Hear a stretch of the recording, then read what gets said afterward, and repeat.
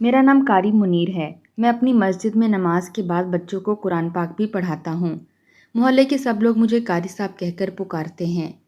ایک روز جمعے کے دن میں جمعے کی نماز پڑھ کر فارغ ہوا تو ایک نوجوان لڑکا جس کی عمر 16 سال تھی وہ 50 سال کی عورت کو لے کر مسجد میں آ گیا، جس نے کالے رنگ کا برقع پہنا ہوا تھا، مگر اس نے اپنے چہرے پر نقاب نہیں کیا ہوا تھا۔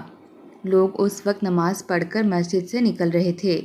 اس لڑکے نے مجھے سلام کیا اور میرے سامنے بیٹھ گیا۔ جب میں نے اس لڑکے سے آنے کی وجہ پوچھی تو وہ کہنے لگا، قاری صاحب آپ میرا نکاح اس عورت کے ساتھ پڑھا دیں۔ اس لڑکے کی بات سن کر مجھے بڑا عجیب لگا، کیونکہ وہ عورت اس کی ماں لگ رہی تھی، مگر وہ تھی بہت خوبصورت۔ میں نے اس لڑکے سے کچھ معلومات حاصل کرنا چاہی کہ تم کہاں سے آئے ہو اور کوئی گواہ وغیرہ بھی ساتھ لائے ہو کہ نہیں۔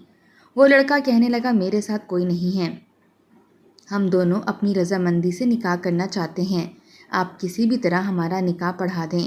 میں نے اس عورت کی طرف دیکھا تو اس نے بھی یہی کہا کہ میں اپنی مرضی سے اس لڑکے کے ساتھ نکاح کرنا چاہتی ہوں، مگر مجھے وہ دونوں مشکوک لگ رہے تھے۔ ایسا لگتا تھا وہ دونوں گھر سے بھاگ کر آئے ہوں۔ کل کو اگر کوئی پولیس والا معاملہ ہوا تو میں مفت میں رگڑا جاؤں گا، اس لیے میں نے نکاح پڑھنے سے انکار کر دیا۔ تبھی اس لڑکے نے اپنی جیب میں ہاتھ مارا اور 1 لاکھ میرے سامنے رکھ دیے اور کہنے لگا، یہ آپ کی فیس ہے اور میں اس بات کی گارنٹی دیتا ہوں کہ آپ کے ساتھ کوئی مسئلہ نہیں بنے گا۔ سچ کہوں تو میں 1 لاکھ دیکھ کر لالچ میں آ گیا تھا اور میں ان دونوں کا نکاح پڑھانے کے لیے راضی ہو گیا۔ ویسے بھی وہ دونوں اپنی مرضی سے آئے تھے۔ میں نے اس لڑکے کو کہا کہ ٹھیک ہے، میں نکاح پڑھوا دیتا ہوں، مگر اس کے لیے گواہ ہونا لازمی ہے، تم گواہ لے کر آؤ، پھر تمہارا نکاح ہو جائے گا۔ وہ لڑکا 1 گھنٹے میں گواہ لے کر آ گیا اور میں نے ان گواہوں کی موجودگی میں اس لڑکے کا نکاح اس عورت سے پڑھا دیا۔ نکاح کے بعد وہ دونوں واپس چلے گئے، لیکن کچھ دنوں کے بعد پھر ایک عجیب واقعہ ہوا جس نے مجھے دوبارہ اس جوڑے سے ملوا دیا۔ میرے ابا اماں حیات نہ تھے، میں اپنی پھپھو کے گھر پر رہ کر پلا بڑا تھا، اس لیے میں فارغ وقت میں اپنے ماں باپ کی قبر پر چلا جاتا تھا اور وہاں بیٹھ کر قرآن پاک پڑھتا رہتا تھا۔ آج میں جیسے ہی قبرستان کے اندر داخل ہوا تو میری نظر ایک قبر پر پڑی جس پر بہت سارے پھول ڈلے ہوئے تھے۔ میرے دل نے کہا کہ میں پہلے اس قبر پر فاتحہ پڑھ لوں پھر آگے نکل جاؤں گا۔ ابھی میں اس قبر کے پاس بیٹھا ہی تھا کہ میرے کانوں میں سسکیوں کی آواز آنے لگی۔ میں ایک دم سے چونک گیا۔ میں نے پیچھے مڑ کر دیکھا تو میری جان نکل گئی، کیونکہ سامنے ایک عورت تھی جس نے کالا برقع پہنا ہوا تھا اور وہ دیوار کے ساتھ ٹیک لگائے مسلسل روئے جا رہی تھی۔ میں اس کے پاس چلا گیا۔ اس کا وجود سسکیوں سے مسلسل کانپ رہا تھا۔ میں آرام سے وہاں کھڑا ہو گیا۔ پھر میرے ذہن میں پچھلے گزرے واقعات کسی فلم کی مانند چلنے لگے۔ یہ برقع، یہ حلیہ اور ہاتھ پاؤں بالکل اسی عورت جیسے تھے جو کچھ دن پہلے مسجد میں نکاح کے لیے آئی تھی۔ اس کی روتی ہوئی آواز سن کر میں بہت کچھ سمجھ چکا تھا کہ شاید جس سے اس کا نکاح ہوا ہے وہ مر گیا ہے اور شادی کے کچھ دن بعد یہ عورت بیوہ ہو گئی ہے۔ میں نے دیکھا وہ مسلسل رو رہی تھی، پھر مجھے وہاں موجود پا کر پیچھے مڑی اور مجھ پر نظر پڑتے ہی کہنے لگی، تم یہاں کیوں کھڑے ہو؟ مجھے برباد کر کے چین نہیں آیا تمہیں؟ میں نے حیرت سے اس کی طرف دیکھا اور کہا کہ میں نے آپ کو کیسے برباد کر دیا ہے؟ آپ تو اس دن اپنی مرضی سے نکاح کے لیے آئی تھیں۔ وہ عورت کہنے لگی، ارے تو نے میرا نکاح پڑھایا تھا تو نے ہی میری بربادی کی کہانی لکھی ہے۔ یہ کہہ کر وہ دوبارہ رونے پیٹنے لگی اور اپنے ہاتھ قبر پر مارنے لگی۔ میں نے پوچھا کہ آپ کا شوہر مر گیا ہے؟ نہیں، وہ تو نہیں، بس میں مر گئی ہوں۔ وہ یہ کہہ کر پھر سے رونے لگی۔ بے دھیانی میں اس کے چہرے کو دیکھتا ہی رہ گیا، کیونکہ اس دن میں نے اسے غور سے نہیں دیکھا تھا۔ وہ بے حد حسین عورت تھی۔ اس کی عمر شاید زیادہ ہو، لیکن چہرے پر اس قدر خوبصورتی تھی، میں نے آج سے پہلے اتنی خوبصورت عورت نہیں دیکھی تھی۔ میں نے کہا، آپ کو اس وقت یہاں نہیں ہونا چاہیے، مغرب کا وقت ہونے والا ہے اور یہاں پر اچھے لوگ نہیں آتے، آپ کا یہاں بیٹھنا مناسب نہیں ہے۔ میری بات سن کر وہ بولی، آپ مجھے اپنے گھر لے چلیں، میں آپ کی خدمت کروں گی، آپ کے گھر کے کام کروں گی، لیکن میں دوبارہ اس گھر میں نہیں جانا چاہتی۔ خدا کے لیے مجھے غلط مت سمجھیے گا، لیکن میں صرف اور صرف آپ کی خدمت کروں گی، میرا اور کوئی مقصد نہیں ہے۔ مجھے صرف ایک پناہ گاہ چاہیے، میں آپ کے سب گھر والوں کی خدمت کروں گی۔ اس کی بات سن کر میں چپ ہو گیا۔ میں نے اسے بتایا کہ تم میرے گھر تو چل سکتی ہو، لیکن خدمت کرنے کا میں کچھ نہیں کہہ سکتا۔ مجھے صرف ایک رات کی پناہ چاہیے، میں صبح کسی اور جگہ چلی جاؤں گی۔ لیکن آپ مجھے اپنے گھر میں جگہ دے دیجئے، میں آپ کی احسان مند رہوں گی۔ مجھے ڈر بھی لگ رہا تھا، ایک اکیلی عورت کو میں اپنے گھر میں کیسے پناہ دے سکتا تھا، لیکن اب ظاہر ہے اس نے بات ہی ایسی کی تھی اور میں نے اسے خود اپنے ساتھ اپنے گھر چلنے کا کہہ دیا تھا۔ اب میں اسے منع بھی نہیں کر سکتا تھا۔ میں نے کہا آپ میرے ساتھ آئیں، میں آپ کی ہر طرح کی مدد کروں گا۔ وہ کہنے لگی کہ بس یہ بات کسی کو پتہ نہیں چلنی چاہیے۔ اس نے دوبارہ خود کو برقعے میں ڈھانپ لیا۔ میں ویسے تو پیدل قبرستان آیا تھا، مگر اس عورت کی وجہ سے اب میں نے ایک رکشے کو روک لیا تھا۔ ہم دونوں اس میں بیٹھ گئے۔ تھوڑی ہی دیر کے بعد میرا گھر آنے والا تھا۔ میرے دل میں ہزاروں سوالات تھے کہ میں نے آخر اس عورت کی بربادی کیسے کی۔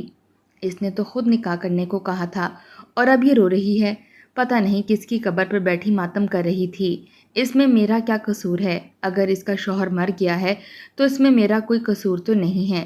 میں یہ باتیں سوچ ہی رہا تھا کہ اس عورت نے مجھے حیران کر دیا۔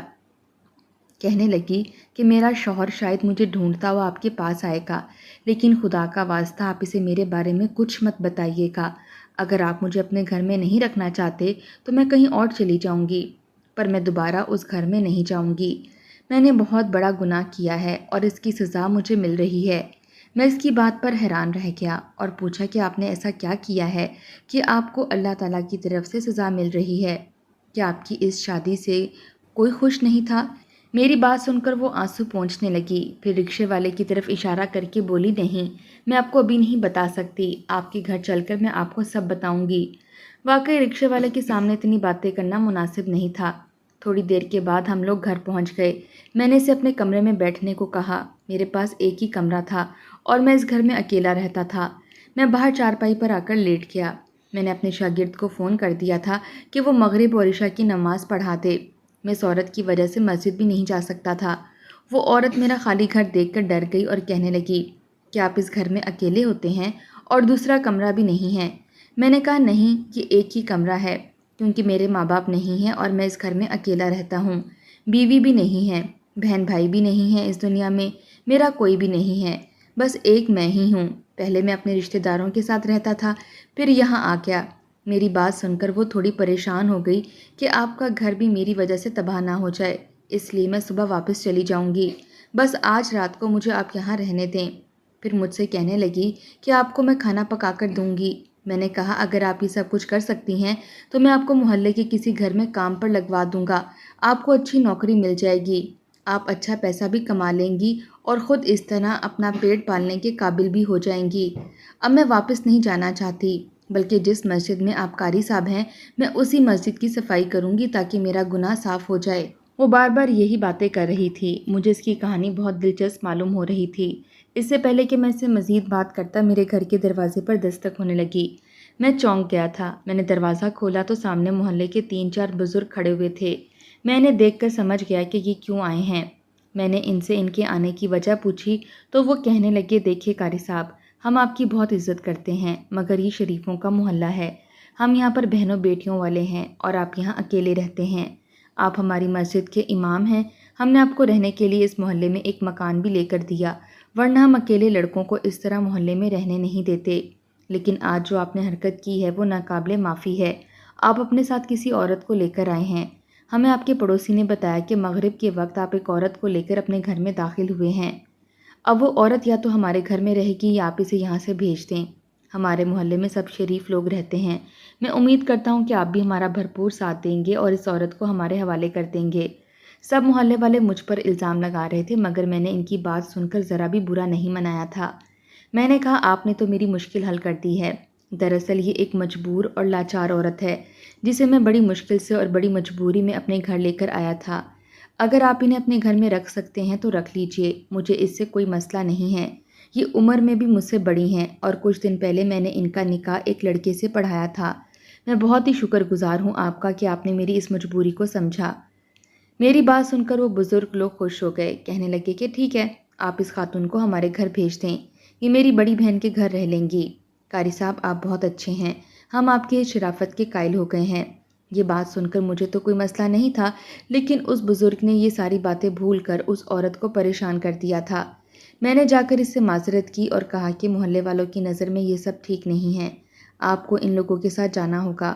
وہ بڑی بے دلی سے اٹھی اور ان کے ساتھ چلی گئی۔ اس نے مجھ سے کوئی گلہ شکوہ نہیں کیا تھا، لیکن مجھے اس کا احساس تھا۔ اگلی صبح محلے والوں کو پتہ چل گیا تھا کہ میں اس عورت کو غلط مقصد کے لیے اپنے گھر نہیں لایا تھا، بلکہ یہ خود مجبور عورت یہاں پر رہنے کے لیے آئی تھی۔ محلے کے بزرگوں نے کہا کہ قاری صاحب، ہم آپ سے معذرت کرتے ہیں کہ ہم نے آپ کا دل دکھایا، اور اب ہم چاہتے ہیں کہ آپ اس عورت کو دارالامان چھوڑیں۔ وہاں قانونی معاملات ہوتے ہیں، یہ عورت وہاں پر بالکل محفوظ رہے گی۔ میں نے اب بھی کوئی اعتراض نہیں کیا تھا، کیونکہ میں نے جو کہا وہ سچ ہی ہے۔ میں نے محلے میں ایک بزرگ کو ساتھ لیا اور اس عورت کو رکشے میں بٹھایا اور ہم لوگ دارالامان کی طرف چل پڑے۔ میں نے کہا ہمارے پاس زیادہ وقت نہیں ہے، آپ کو مجھے اپنی ساری کہانی اب یہیں سنانی ہوگی، کیونکہ آپ اچھی طرح جانتی ہیں کہ کل کیا ہوا ہے۔ میری بات سن کر وہ مجھ سے معذرت کرنے لگی اور بولی کہ میری وجہ سے آپ بدنام ہوئے ہیں، آپ بے شک مجھے اپنے ساتھ مت رکھیں، لیکن دارالامان میں اپنی ذمہ داری میں مجھے وہاں پر چھوڑ آئیں، اور انہیں یہ بھی کہہ دیں کہ کوئی مجھے لینے آئے تو آپ مجھے اس کے حوالے نہ کریں۔ میں نے کہا بالکل اس بات کی فکر نہ کریں، میں ان سے خود بات کروں گا۔ میری بات سے وہ مطمئن ہو گئی اور پھر اپنی کہانی سنانے لگی۔ کہنے لگی قاری صاحب، میں آپ کو کیا بتاؤں، میں تو دکھوں کی ماری بد نصیب اور بے حیا عورت ہوں۔ اب میں نے یہ برقع اوڑھا ہوا ہے، اپنی بے حیائی کے لیے اللہ سے معافی مانگتی ہوں۔ جو بھی میں نے کیا میرے اللہ مجھے معاف کر دے۔ یہ بات زیادہ پرانی نہیں ہے، تقریباً 2 سال پہلے کی بات ہے، جب میرا شوہر مجھے طلاق دینے لگا تھا۔ ہماری شادی کو 10 سال گزر چکے تھے، میرا 6 سال کا بچہ بھی تھا۔ میرا شوہر بات بات پر مجھے طعنے دینے لگا کہ تم پہلے کی طرح خوبصورت نہیں رہی، شادی کے بعد تمہارا روپ اور تھا اور اب تم بدل گئی ہو، اب تم اپنا خیال نہیں رکھتی، نہاتی بھی نہیں ہو، اپنی صفائی کا بھی خیال نہیں رکھتی۔ ان کی باتیں سن کر بجائے اپنی اصلاح کرنے کے میں پریشان رہنے لگی۔ ایک دن میں چھت پر جا کر اپنی سہیلی سے بات کر رہی تھی، میں نے اس کو یہ ساری باتیں بتائیں۔ میں نے کہا کہ میرا شوہر مجھ سے بہت زیادہ گلے شکوے کر رہا ہے۔ کہنے لگی تم اسے خود سے تھوڑا دور کر دو، جب تک اپنی بیوی کا احساس نہ ہو تم اسے دور رکھو گی تو وہ تمہارے لیے ترسے گا۔ میں بھی بے وقوف تھی، میں نے اپنے شوہر سے دور رہنا شروع کر دیا۔ جب اس کا موڈ اچھا ہوتا تو میں کہتی میری طبیعت خراب ہے، میں جان بوجھ کر اسے لڑنا شروع کر دیتی۔ نتیجہ یہ ہوا کہ بجائے مجھے منانے کے میرا شوہر رات کو دیر سے گھر آنے لگا۔ بجائے پریشان ہونے کے میں اس کی ان باتوں پر غصہ کرتی۔ جب بھی وہ آتا میں اسے لڑنا شروع کر دیتی، میں اسے کہتی کہ تم میرے ساتھ بات نہیں کرتے، دیر سے گھر آتے ہو، میرا خیال نہیں رکھتے۔ وہ مجھ سے بحث کرنے لگتا۔ پہلے تو وہ میرے گلے شکووں کا جواب دے دیتا، لیکن اب وہ مجھ سے دور دور رہنے لگا۔ میں اب مزید پریشان ہونے لگی، لیکن اس پریشانی کا فائدہ کسی اور نے اٹھا لیا۔ ایک دن میں اسی طرح رو رہی تھی کہ میرا 16 سالہ دیور میرے پاس آیا اور کہنے لگا، بھابھی بھیا تو آپ کو بہت زیادہ نظر انداز کرتے ہیں، یقین جانے وہ باہر کسی عورت کے چکر میں پڑے ہوئے ہیں۔ میں نے 2-3 بار انہیں اسی عورت کے ساتھ دیکھا ہے، اب میں یہ نہیں جانتا کہ وہ اسے موٹر سائیکل پر بٹھا کر کہاں لے جاتے ہیں۔ دیور کی بات سن کر میرے تو تن بدن میں آگ لگ گئی۔ بجائے مجھے منانے اور مجھ سے صلح کرنے کے وہ دوسری عورتوں کے چکر میں پڑ گئے تھے۔ کتنی بری بات ہے۔ میں نے اپنے کپڑے اٹھائے اور بیٹے کو شوہر کے پاس چھوڑ کر اپنے میکے چلی گئی۔ وہاں جا کر میں نے کسی کو کچھ نہیں بتایا، لیکن میں نے شوہر کو صاف کہہ دیا کہ اب میں آپ کے گھر نہیں آؤں گی جب تک آپ مجھ سے معافی تلافی کا معاملہ نہیں کر لیتے۔ وہ بھی مرد تھے، انہوں نے بھی مجھے منانا تو دور کی بات مجھ سے بات کرنا بھی مناسب نہیں سمجھا، اور اس سب میں میری ہی غلطی تھی۔ میرے شوہر نے مجھے فون کرنا بھی چھوڑ دیا۔ تبھی ایک دن میرا دیور مجھے لینے کے لیے میکے آیا اور کہنے لگا، بھابھی آپ کو میں ایسی زبردست اسکیم بتاؤں گا۔ میں اپنے دیور کی بات سن کر خوش ہو گئی، مجھے لگا وہ میرے شوہر سے میری صلح کروائے گا۔ کہنے لگا کہ آپ ان میں رکاوٹ کا جذبہ پیدا کریں، ایسا ہوگا تو وہ آپ کی قدر کریں گی۔ آپ بھیا کے سامنے مجھ سے باتیں کریں، نئے کپڑے پہن کر میرے کمرے میں آ جائیں تاکہ بھیا کو آپ کی کمی محسوس ہو۔ دیور کی بات سن کر پہلے تو مجھے برا لگا، پھر اس نے مجھے بتایا کہ بھابھی ایسا کرنے سے سب صحیح ہو جائے گا۔ میں نے اپنے دیور کے کہنے پر جو جو اس نے کہا میں کرتی گئی۔ ایک دن میرے شوہر کے گھر آنے کا وقت تھا، میں تیار ہو کر اپنے دیور کے ساتھ بیٹھ کر چائے پینے لگی۔ میرا شوہر گھر آیا تو میں نے دروازہ آدھا کھلا چھوڑ دیا تاکہ وہ اندر آ کر دیکھیں کہ ہم دونوں آپس میں بیٹھے خوش گپیاں کر رہے ہیں۔ بس پھر کیا تھا، میرے شوہر نے جب یہ منظر دیکھا تو آگ بگولا ہو گیا۔ اس نے آ کر اپنے چھوٹے بھائی کو مارنے کی کوشش کی۔ دونوں بھائیوں میں اس وقت لڑائی شروع ہو گئی۔ چھوٹے بھائی نے بڑے بھائی کو اتنی زور سے مارا کہ وہ موقع پر ہی دم توڑ گیا۔ میں یہ سارا منظر دیکھ کر تڑپ گئی، سوچا نہیں تھا کہ یہ ہو سکتا ہے۔ میرے ذہن میں کچھ نہیں آ رہا تھا، میرا ذہن غنودگی میں ڈوب رہا تھا۔ پھر پتہ نہیں کیسے 4 مہینے گزر گئے۔ میری عدت کا وہ لمحہ بھی گزر گیا جو کہ بہت تکلیف دہ تھا۔ میں نے اپنے شوہر کو کھو دیا تھا۔ میں گناہ گار عورت بن گئی تھی جس نے اپنی بے وقوفی سے، اپنی بدتمیزی سے اپنے گھر کو اجاڑا۔ اس کے بعد میرے دیور نے مجھ سے کہا کہ بھابھی، اب آپ کو مجھ سے نکاح کر لینا چاہیے، ورنہ اس گھر میں رہنے کا تو کوئی جواز نہیں بنتا۔ میں بھی اپنے میکے واپس نہیں جانا چاہتی تھی۔ میں نے اپنے دیور سے نکاح کرنے کا فیصلہ کیا۔ میرے دیور نے کہا کہ ہم یہ نکاح خفیہ رکھیں گے۔ اس نے پہلے بھی سب کو یہی کہا تھا کہ میرا شوہر ایکسیڈنٹ میں فوت ہوا ہے۔ میرے پاس کوئی راستہ نہیں تھا۔ ہم نے آپس میں نکاح کر لیا۔ میں اس کی بات سن کر حیران ہو گئی تھی۔ وہ اپنے نکاح کو کبھی بھی لوگوں کے سامنے لانا نہیں چاہتا تھا، لیکن اس سے پہلے کہ میں اس کے ساتھ شادی کر کے خوش رہتی، جس دن میں نے اس کے ساتھ نکاح کیا تھا، مجھے اس کی شکل میں ایک عجیب سی شیطانی مخلوق نظر آنے لگی۔ مجھ سے بہت بڑا گناہ ہو گیا تھا اور میرے دیور نے مجھے پانے کے لیے یہ سب کیا تھا۔ دیور کی مجھ پر بری نظر تھی۔ میں اس دن دیور کے گھر سے بھاگ آئی تھی۔